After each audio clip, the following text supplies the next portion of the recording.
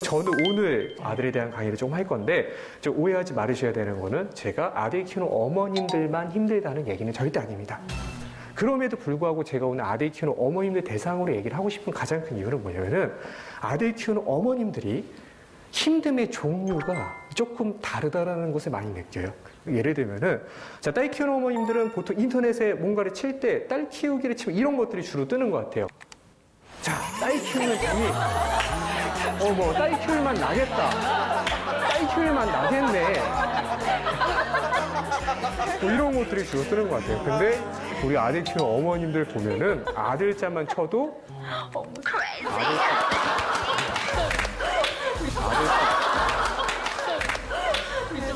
아들 키우다가 미쳐버릴 것 같아요. 검색의 클래스가 다른 것 같아요. 네. 그럼 제가 아들 키우는 어머님들께 한번 물어보겠습니다. 아들 키우기가 쉬우세요? 어려우세요? 어려우시죠? 어머니 아들 키우세요? 어떠세요? 아들 키우기는? 어렵죠. 힘드시죠? 힘드시죠? 근데 우리가 늘 이게 좀 겸손해야 되는 이유는 뭐냐면은 우리보다 늘 더 힘든 분들이 도처에 계시기 때문에 오늘 루미코님이 계시거든요. 그렇죠? 네, 아들을 새 키우는 어머니. 또 한마디 진짜 미치겠어요. 그거거든요. 진짜요. 근데 왜냐면 첫째가 저희도 좀 내성적이에요. 근데 조용한 편이에요. 또 첫째만 데리고 나가면은 그거 안 해요. 진짜 조용해요. 괜찮아요. 근데 둘째가 가면은 그 얌전했던 아이가 갑자기 달라지는 거예요. 시너지가.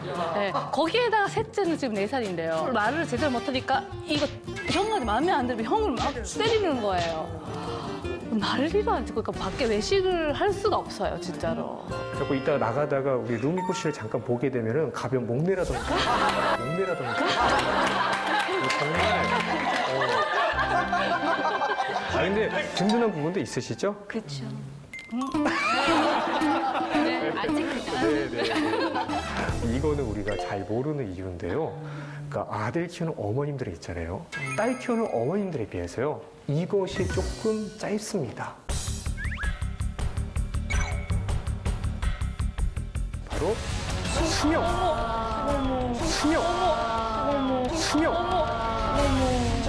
실제 뉴스 기사에 나온 내용입니다. 실제로.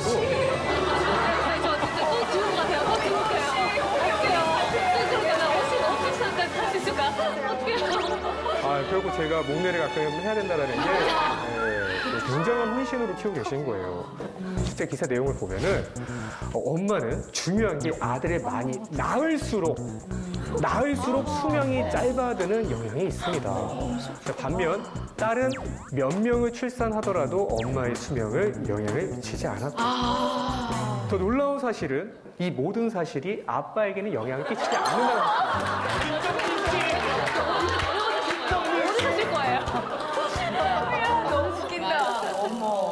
어떻게 보면 별로 놀랍지 않은 사실일 수도 있어요. 네, 우리가 심증이 있었으나 물증이 없었던 부분이 드러난 거죠. 그죠? 네. 왜 우리는 이렇게 수명이 줄어들고 있을까? 왜 아빠는 수명이 줄어들지 않을까? 제가 아버님들을 많이 보면서 느끼는 건 뭐냐면은 아버님들이 조금 더 동질감을 느끼는 것 같아요. 동질감을 많이 느끼는 것 같아요. 예를 들어서 애가 막 산만하게 놀고 있어요. 막 이렇게 산만하게 놀고 있어요. 그러면은 우리 엄마들은 어때요? 봤을 때 왜 저래? 뭐야? 왜 이러지? 그러니까 엄마들이 힘들 때가 언제예요? 얘가 사고 칠 때도 힘들지만 그보다 더 힘들 때가 얘가 어떤 행동을 하는데 그 행동이 도대체 왜 이 행동을 하는지 이해가 안 가. 네 마음이 왜 그런지 도무지 이해가 안 가. 막 이럴 때 엄마들은 스트레스를 받을 수 있다. 근데 아빠들은 어때요? 애가 막 산만히 놀고 있어요. 근데 아빠들은 딱 보는 순간 어떻게 무슨 생각이 제일 먼저 들어요? 익숙한데 그런 거야? 나 이거 많이 겪어봤는데 이때 건드리면 안 되는데 이런 생각이 들 수도 있다라는 거죠. 자, 그래서 어떻게 보면 우리는 육아를 할 때 되게 무심한 듯한 아빠에게서 아들을 육아할 때는 조금 배워야 할 점도 있을 수 있다. 자, 그래서 아빠와 엄마는 육아법에도 좀 차이가 있는 것 같습니다. 예를 들어서 아이가 가서 엄마한테 가서 뭔가를 물어봐요. 엄마, 이거 도대체 어떻게 해야 돼? 막 이렇게 물어봐요. 그러면 우리는 어떻습니까? 이렇게 대부분 대답을 해주려고 하죠. 근데 아이들이 가끔씩은 정말 쓸데기 없는 것을 물어보기도 해요. 저 필요 없는. 예를 들면은 엄마, 내 총 어디 있어? 저기 있잖아. 왜? 뭐가 왜요? 너가 거기 놨잖아. 왜 물어보는 거야? 이런 걸 물어볼 때가 있어요. 그렇죠. 그래도 어머님들 대부분 내 아들이 되게 사랑하니까 대답을 해주려고 노력을 하십니다. 그렇죠. 그래서 아들이 물어보죠. 엄마 이거 어떻게 해야 돼? 그러면 어떻게 해요? 그러니까 설거지 하다가도 물을 끄시고 짜증이 나도 한 번 더 참고 말씀을 해주십니다. 그치. 한 번 더 얘기해 줄게. 봐봐.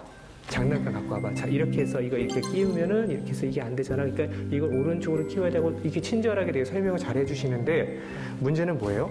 물어보고 안 들어. 물어보고 안 들어. 딴짓하고 있습니다. 그럼 기분이 어때요? 그때 수명이 줄어드는 거죠. 속이 터지. 그렇죠.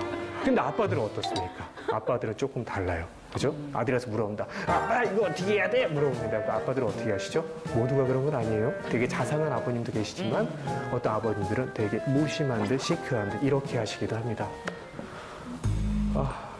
봐봐. 앉아. 해봐. 자, 이런 거 보면 좀 어떤 생각 드십니까? 좀 답답하지 않나요? 이렇게 할 거면 내가 가르칠게 차라리. 막 이 생각이 들 수 있잖아요. 근데 어떻게 보면은 이런 아빠의 무심한 듯한 교육법이 어떨 때는 아들에게 상당한 도움이 되기도 한다. 배워가는 방식에도 차이가 있습니다. 여자애들은 조금 더 어른의 조언과 무언가 어떤 책에서 나온 지식 같은 걸 보고서는 위험을 피해가면서 배워가려고 하는 본능이 있다면 남자는 조금 더 경험을 통해서 무언가 배워가고자 하는 본능이 있다. 자, 그렇기 때문에 실제로 이런 얘기가 있어요. 얼마나 남자애들이 아빠의 무신경한 대답으로 인해 한 번 더 엄마한테 가서 물어보고 있으며 얼마나 많은 아들들이 엄마의 지나친 설명으로 인해 실험과 탐구의 기회를 빼앗기고 있는가. 그렇구나. 남자애들과 여자애들 배워가는 방식이 다르다는 겁니다. 그래서 아들과 딸의 차이를 보면은 얘네들 학교 끝나고 났을 때 행동도 좀 다릅니다. 여자애들은 어떻죠? 학교 끝나고 문을 열고 가방을 내려놓으면서부터 위에서 방언이 터지는 애들이 많아요. 그래서 엄마 대박 있잖아. 뭐 샛별반 선생님이 누구 좋아하는 줄 알아. 막 이렇게 얘기를 해줍니다. 그래서 딸 키우는 어머님들은 보통 있잖아요. 어떠시냐면은 꼭 학교를 가지 않으셔도 굳이 뭐 맞아요. 유치원 안 가셔도 적당히 거기가 어떻게 돌아가는지를 좀 알고 계신 경우가 좀 많습니다. 또 우리 아들들은 어떻습니까? 자, 학교 끝나고 문을 열고 가방을 내려놓으면서부터 아무 생각이 없어요. 잠깐만 이렇게 들어옵니다. 자, 그러면 어떻습니까? 엄마는 되게 궁금하잖아요. 지금 이 순간도 되게 궁금하지 않나요? 아이가 학교에서 누구랑 싸우지는 않았을까? 짝꿍이랑 사이가 안 좋았는데 걔랑 좀 풀긴 했을까? 아니면 우리 아들이 좀 좋아하는 반찬이 나왔으면 좋겠는데 오늘 반찬은 좀 어떨까? 궁금하잖아요. 근데 아들이 와서 아무 얘기를 안 해요. 그럼 어떻게 합니까, 우리는? 물어보죠. 그죠? 아들 오늘 학교 어땠어? 이렇게 물어봅니다. 그죠? 그럼 아들들이 보통 뭐라고 대답해요? 좋았어. 대부분이 몰라. 그래서 저는 어머님들께 꼭 좀 강조를 드리는 게 학기 초에 꼭 하셔야 될 일 중에 하나가 되게 똘똘하게 생긴 여자의 어머님과 같이 네트워킹을 하는 일을 좀 추천을 드리고 있습니다. 아들이 학교 끝나고 나서 뭐 그렇게 숙제가 없어요. 뭐 그렇게 준비물이 없어요. 뭐 심지어 뭐 알림장도 안 써줘요. 의심해 봐야 돼요. 한번 전화를 해보셔야 됩니다. 어느 날 가방을 열었는데 막 꼬깃꼬깃 구겨져 있는 보름 지난 가정통신문 나오는 경우가 있습니다. 우유도 나와. 우유도 나오고 가방에 터져 있고 터질 것 같은 우유. 네, 그럴 때가 있다라는 겁니다. 우리 아들들이 이렇게 말로 표현을 잘 못하는 존재들이니까 어떤 일이 좀 일어나게 될까요? 남자애들은 있잖아요. 억울한 일이 좀 많습니다. 제가 가끔씩 아이한테 야, 너 왜 그랬어? 근데 그냥 한마디 한 건데 갑자기 아들이 선생님 진짜 아니거든요. 뭐가 당황스럽게 막 억울한 표정을 보일 때가 많이 있어요. 이상하게 막 억울해요. 대부분의 많은 어머님들이 잘 모르시는데 생각보다 우리 아들들이 있잖아요. 귀가 잘 안 들려요. 귀가 잘 안 들린다고요? 귀가 잘 안 들립니다. 그러니까 보면은 저는 이제 TV를 볼 때 TV 볼륨 소리를 한 18에서 19 정도에 맞춰놓고 TV를 봅니다. 자, 그러면은 이제 제 띠동과 여동생이 와서 저한테 이렇게 얘기하죠. 저 오빠 귀가 먹으셨어요? 볼륨을 막 이렇게 낮춰요. 그래갖고 이제 10에서 한 11 정도까지 볼륨을 낮추고 이제 TV를 보는데 같은 공간에서 봐도 제 아내나 그리고 제 여동생이나 저희 어머님은 이제 같은 공간에 봐도 이제 소리가 잘 들리나 봐요. 근데 저는 같은 일 들으면은 이상하게 안 들려요. 소리가 좀 뭉개져서 들립니다. 그래서 저는 그때까지 해도 젊은 놈이 가는 게 먹었구나 생각을 했는데 실제로 알고 봤더니 그 연구결과에 의하면은 실제로 남자들은 여성에 비해서 언어 영역의 데시벨을 듣는 능력이 떨어진다라는 결과가 있습니다. 자, 그렇다고 해서 소리를 못 듣는 것이냐? 그건 아니에요. 소리를 못 듣는 건 아니고 언어 영역의 소리만 못 듣는 겁니다. 그러니까 한마디로 주로 사람의 소리를 못 듣죠. 근데요. 그래서 말귀를 못 알아듣나 봐, 남자들이. 관심이 있는 거 다 들려요. 관심이 있는 겁니다. 근데 관심이 없는 거는 다 잊어버리고. 맞아. 알려준 건 다 잊어버려요. 말귀를 그렇게 못 알아들어. 네.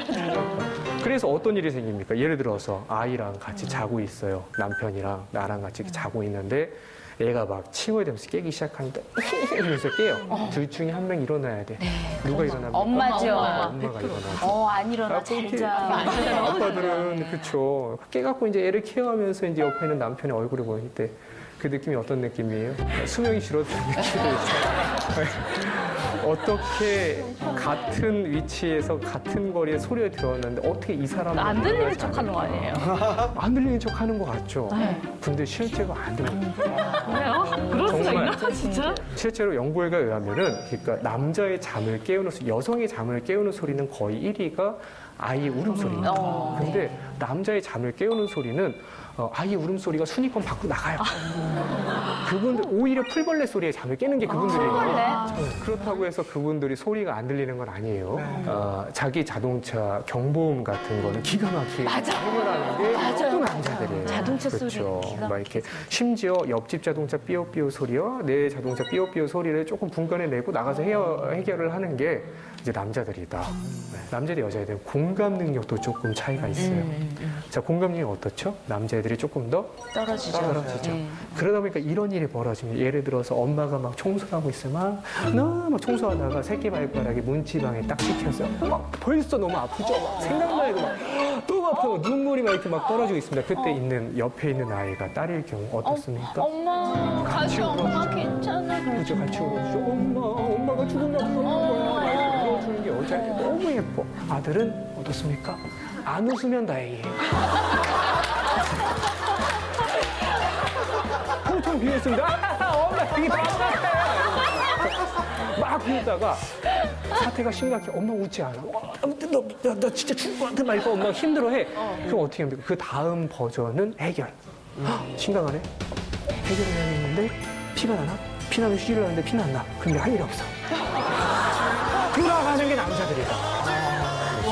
공감 능력이 좀 낮은 대신에 뭐가 올라와서 그래요? 논리 지능이 조금 더 발달되어 있기 때문에 보편적으로 남자들이 이렇게 사고를 한다라는 거죠. 자, 그래서 우리가 훈육을 할 때도 있잖아요.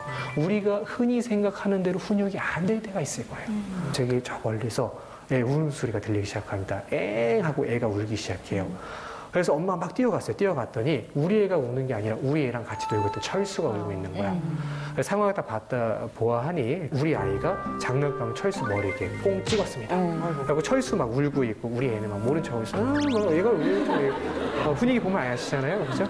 우리 애가 철수를 때렸으니까 혼내야죠. 그리고 어떻게 해요? 들쳐안고 그냥 궁리 팡팡 막 하나요? 그러진 않죠. 어떻게 하죠?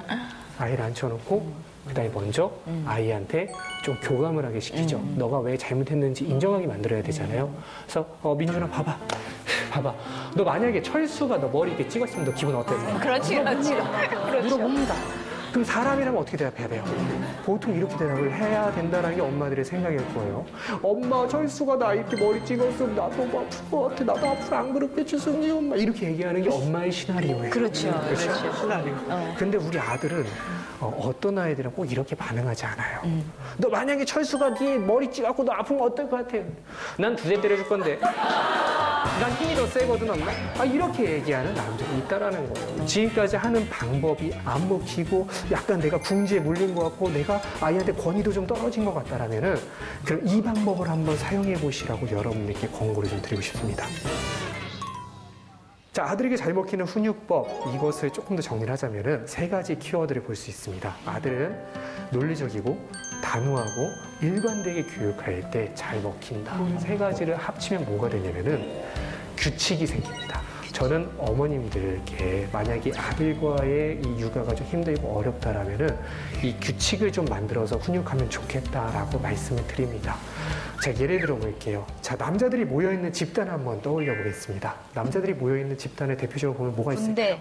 군대 있겠죠. 또 경찰서, 그죠? 또 그리고 뭐 소림사, 뭐 이런 데 있을 거 아니에요, 그죠?